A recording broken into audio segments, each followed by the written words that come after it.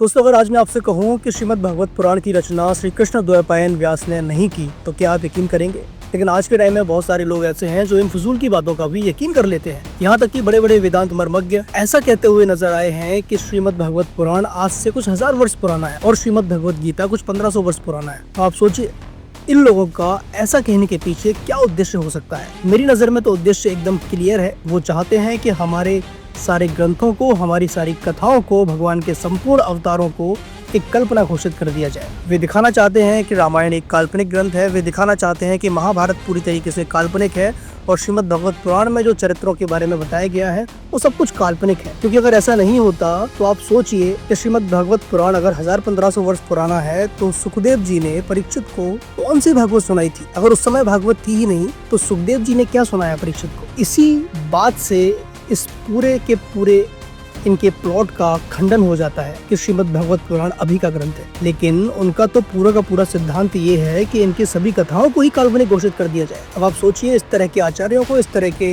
इतिहासकारों को हम सम्मान देते हैं, बल्कि ये सम्मान तो क्या, ये इस देश में रहने के भी योग्य नहीं है। इनको पढ़ना और इनको सुनना तो बहुत दूर की बात है। इनके ऊपर कानूनी कार्रवाई होनी चाहिए, क्योंकि ये जिस देश में रह रहे हैं उस देश के गौरवशाली इतिहास को ही नहीं जान पाए। वो यही नहीं जान पाए कि ये सनातन धर्म, हमारे ये ग्रंथ इस देश की जड़ें हैं। और अगर इनको काल्पनिक कहा गया, इनको मानना बंद कर दिया गया तो ये देश बचेगा।